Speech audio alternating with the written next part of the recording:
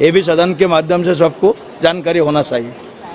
माननीय सदस्य श्री श्रीकांत शिंदे जी।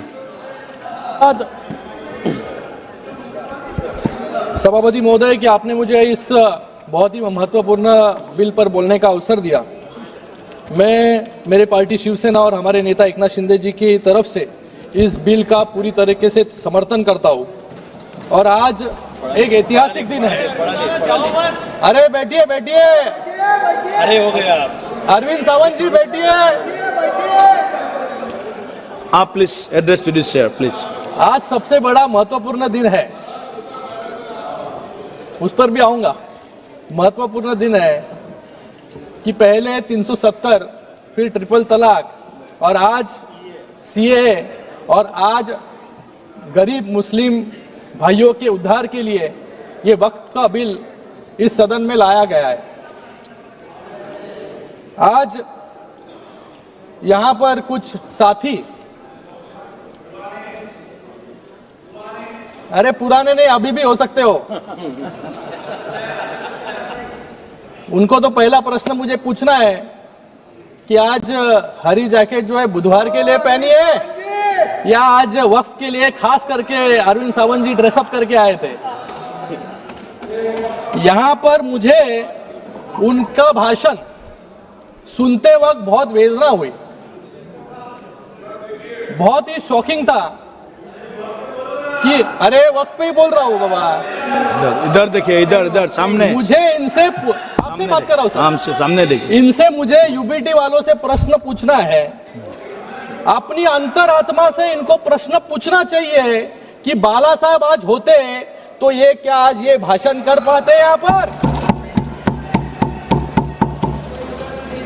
आज इस सदन में एक बात साफ हो गई, ये यूबीटी वाले किसकी विचारधारा को मान रहे हैं और ये बिल का विरोध कर रहे हैं।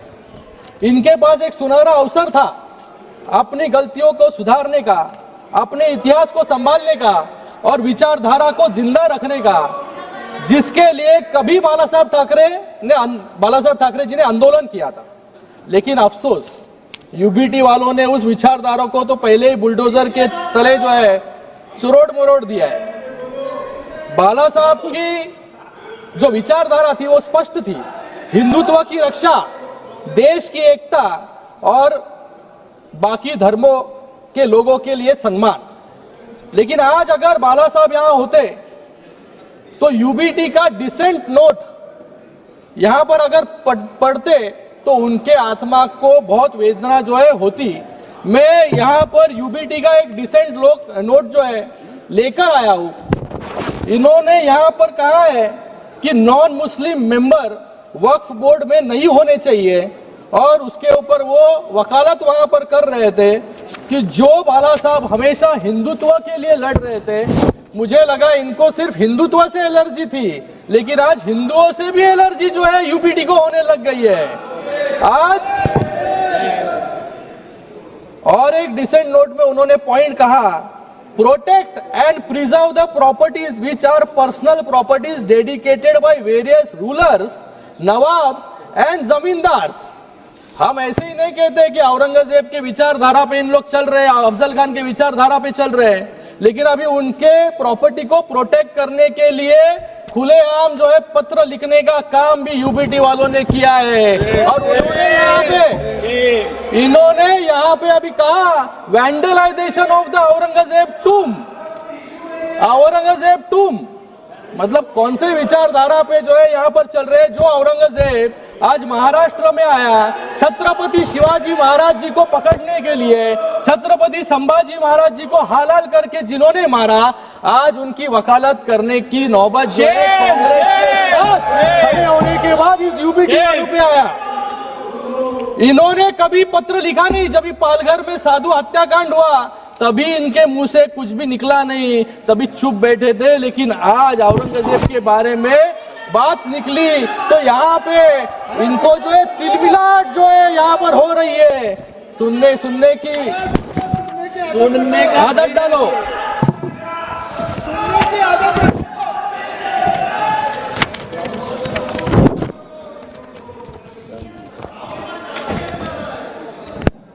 मैं यहाँ पर इन्होंने और कहा है यहाँ पर 370 कलम हटाने के बाद कश्मीर में क्या हुआ।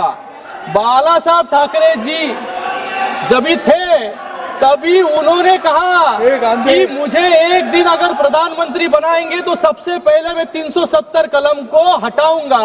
आज वो 370 कलम को यहाँ पर क्यों हटाया, ऐसा प्रश्न पूछने का काम यहाँ पर कर रहे हैं। और उसी के साथ में राम मंदिर के बारे में भी कहा इन्होंने कि जो सपना बाला साहब ने देखा था राम मंदिर का, कि राम मंदिर बनाने के बाद क्या हुआ, ये भी प्रश्न पूछने की नौबत जो है आज यूबीटी पे आ गई है। मुझे लगता है कि आज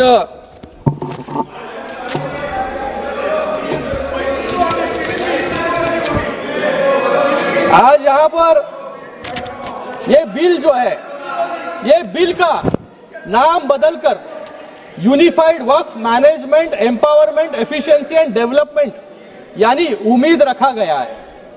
यह उम्मीद सिर्फ एक शब्द नहीं, यह इस कानून का सार है, इस कानून का आधार है, क्योंकि यह उम्मीद देता है उन सभी गरीब मुस्लिम समुदाय के लोगों को जिनका अधिकार वक्फ के आड़ में छीन लिया गया और उसको भ्रष्टाचार और लूट का साधन बना दिया गया।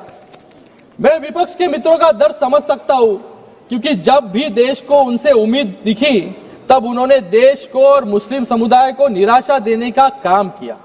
जिस समुदाय ने आंख बंद करके इनको वोट दिया, लेकिन उनको सिर्फ वोट बैंक बनाकर छोड़ देने का काम जो है इस कांग्रेस वालों ने, विपक्ष वालों ने किया। ये यहाँ पर हमेशा सब एक लोकसभा के वक्त भी लोगों में भ्रम फैलाने का काम इन्होंने किया, संविधान खतरे में, संविधान खतरे में। आज भी लोगों में भ्रम फैलाने का काम कर रहे हैं कि वक्फ की जमीनें जो है सरकार ले लेगी। लेकिन आज यहां पर वक्फ बाय यूजर, यहां पर एक अमेंडमेंट लाया गया कि जो ये बिल आने के बाद इसके पहले के सभी वक्फ जो अनडिस्प्यूटेड प्रॉपर्टीज है वो वक्फ पे जाएंगे। तो यहां पर कोई सवाल उठता नहीं है कि सरकारें उस वक्फ की जमीन को लेने की कोशिश कोई कर रहे हैं, लेकिन सिर्फ लोगों में भ्रम फैलाने का काम कुछ लोग यहां पर कर रहे हैं। मैं इन लोगों को याद दिलाना चाहूंगा, जब शाहबानों ने इस कांग्रेस से न्याय मांगने की उम्मीद की, कोर्ट ने शाहबानों को न्याय देने का काम किया, लेकिन इस सदन में ही इस कांग्रेस ने उनसे न्याय जो शाहबानो जी मांग रहे थे वो छीनने का काम इन्होंने ही किया। जब जम्मू कश्मीर की जनता ने आर्टिकल 370 हटाने की मांग की, तभी सिर्फ मुखदर्शक बनते ये कांग्रेस वाले रह गए, आतंकवाद को बढ़ते हुए देखते। जब 2006 में मुस्लिम समुदाय के उत्थान के लिए जब सच्चर कमेटी रिपोर्ट लाई गई, 8 साल तक उस कमेटी के रिपोर्ट को इंप्लीमेंट इन्होंने नहीं किया। जब मुस्लिम महिलाओं ने ट्रिपल तलाक से हो रही उत्पीड़न को रोकने के लिए इनसे गुहार लगाई, तब भी ये वोट गिनती में रह गए। और आज नरेंद्र मोदी जी के एनडीए सरकार में 370 भी हटाया, महिलाओं के आंसू पोंछने का भी काम किया। और आज ये बहुत ही ऐतिहासिक पूर्ण बिल लाकर आज मुस्लिम समाज के लोगों को भी, सर अभी तो शुरू किया है मैंने, I am the only speaker, मुस्लिम समाज के लोगों को न्याय देने का काम भी यहां पर किया है। यह अपीसमेंट नहीं बल्कि अपलिफ्टमेंट की दिशा में उठाया गया एक बड़ा कदम है। ये वोट के लिए नहीं, वतन के लिए काम होता है। ये विधेयक किसी के साथ धोखा नहीं बल्कि हर वर्ग के साथ न्याय का माध्यम है। ये विधेयक मजहब की दीवार नहीं, विकास का द्वार बनाता है। और शायद इसलिए विपक्ष के साथी इतना जोर लगा रहे हैं कि इसको रोकने के लिए। मुझे इनसे पूछना है कि इन वक्फ की जमीनें जो लाखों एकड़ में है, 36 लाख एकड़ जमीन है, एक भी उदाहरण इनको देने के लिए मैं एक चैलेंज करता हूं कि जहां पर अच्छे स्कूल बने, अस्पताल बने हैं या स्किल सेंटर बने हैं या कॉलेजेस बने हैं, जिससे मुस्लिम बहनों को या स्टूडेंट्स को वहां पर मार्गदर्शन मिला हो या नौकरी मिली हो, ये एक भी उदाहरण नहीं है। गए 5 सालों में वक्फ की जमीनें बढ़ती गई, डबल हो गई, लेकिन इनकम जो है कम होते गया। जैसे किरण रिजिजू ने यहां पर कहा कि सिर्फ इतने सालों में 163 करोड़ 163 करोड़ रुपए रेवेन्यू, इतने लाखों एकड़ जमीन से, मतलब भ्रष्टाचार जो है इन जमीनों पर इतने सालों तक चलते आ रहा था, वो भ्रष्टाचार कंट्रोल करने के लिए, ट्रांसपेरेंसी लाने के लिए आज ये बिल आया है, तो इनके पेट में जो है दर्द यहां पर हो रहा है. हसताय काय तुमच्यावरती लोक हसणार आता.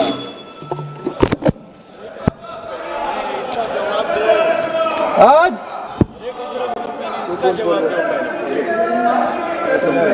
मैं यहां पर कुछ उदाहरण देना चाहूंगा.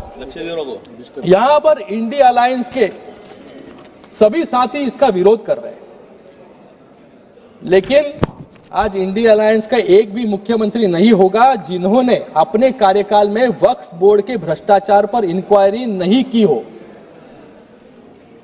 हमेशा ये अनकॉन्स्टिट्यूशनल वाक्य जो है यहां पर बोलते रहते हैं. मैं कुछ उदाहरण यहां पर देना चाहूंगा. 2011 में ये तृणमूल कांग्रेस की सरकार बंगाल में थी और कांग्रेस केंद्र सरकार में थी, और ममता बनर्जी ने बंगाल में 1000 करोड़ के वक्फ घोटाले की सीबीआई जांच की मांग की थी. दिल्ली में 2019 में कांग्रेस ने आम आदमी पार्टी के खिलाफ मेमोरेंडम दिया था कि दिल्ली वक्फ बोर्ड में भ्रष्टाचार हो रहा है, जिसके अध्यक्ष आम आदमी पार्टी के विधायक अमनातुल्लाह खान जो जेल भेजे गए. उत्तर प्रदेश में भी समाजवादी पार्टी के शासन के दौरान अखिलेश यादव जी की सरकार में मंत्री रहे आजम खान ने वक्फ का मंत्री होते हुए, सही है ना भाई, सही है, बाहर आपसे तो बात किया मैंने, आपको बताया, वक्फ के मंत्री होते हुए खुल्लम खुल्ला लूट मचाई, सत्ता के संरक्षण में जबरन जमीनों को वक्फ संपत्ति घोषित करके अपनी निजी जागीर बनाने की कोशिश की. आज 50 से ज्यादा मामले उन पर दर्ज है और आज जेल में वो सलाखों के पीछे है. आप समाप्त कीजिए. कांग्रेस ने भी उनका विरोध किया था.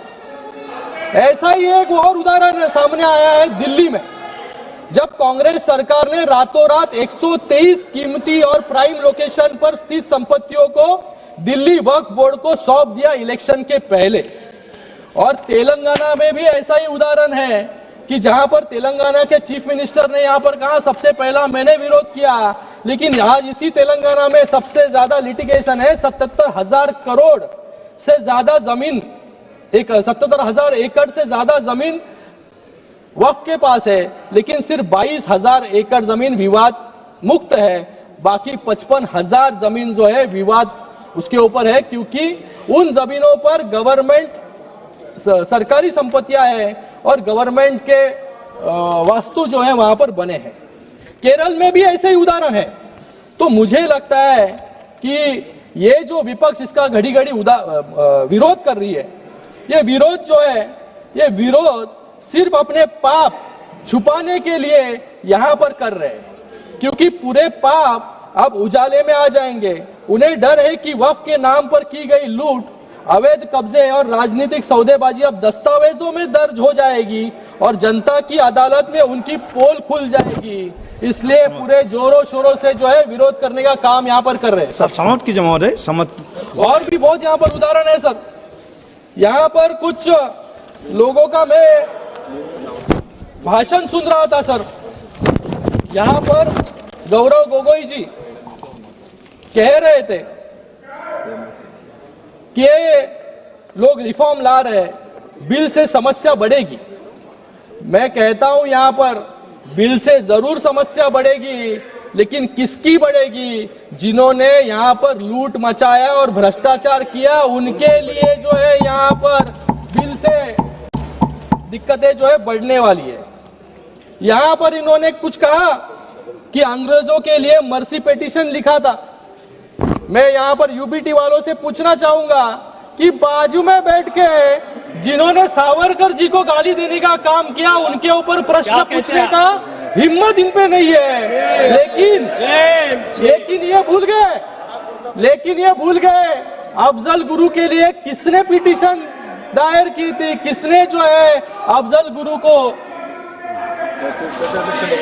समाप्त कीजिए आप प्लीज कंक्लूड.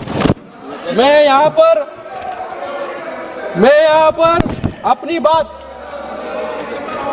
अपनी बात समाप्त करने से पहले, ये जो बिल है 2011-12 में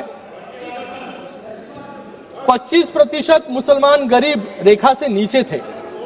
ये आंकड़ा सिर्फ एक संख्या नहीं बल्कि एक कड़वा सच है जो दशकों से चली आ रही उपेक्षा और तुष्टीकरण की नीतियों का परिणाम है। वक्फ संशोधन विधेयक 2025 इस दिशा में एक क्रांतिकारी कदम है। यह बिल न तो किसी समुदाय के खिलाफ है न ही किसी के धार्मिक भावनाओं को ठेस पहुंचाने के लिए। यह बिल पारदर्शिता लाने का वादा करता है। ये वक्फ संपत्तियों को अवैध कब्जों से मुक्त करने का संकल्प लेके आता है। धन्यवाद माननीय महोदय, और धन्यवाद। सबसे बढ़कर एक लाइन में खत्म सबसे बढ़कर ये उन मुसलमानों को सशक्त बनाने का रास्ता खोलता है जिन्हें सालों तक कमजोर रखा गया। वक्फ की संपत्तियों जो मुस्लिम समुदाय के कल्याण के लिए थी, लंबे समय से भ्रष्टाचार, कुप्रबंध और अतिक्रमण की भेंट चढ़ती रही। इस बिल के जरिए सरकार ये सुनिश्चित करना चाहती है कि इन संपत्तियों का सही इस्तेमाल हो, शिक्षा के लिए, रोजगार के लिए, गरीबी से जूझ रहे मुस्लिम भाई बहनों के उत्थान के लिए। ये बिल मुसलमानों को मजबूत करने का औजार है, न कि उनका हक छीनने का कोई यहाँ पर धन्यवाद हमारा विचार है।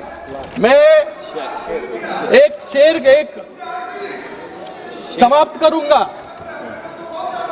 देश की उन्नति के लिए नए वक्त के साथ चलना होगा। देश के उन्नति के लिए नए वक्त के साथ चलना होगा और मुसलमान भाइयों और बहनों की तरक्की के लिए नए वक्फ के साथ आगे बढ़ना होगा। धन्यवाद। धन्यवाद।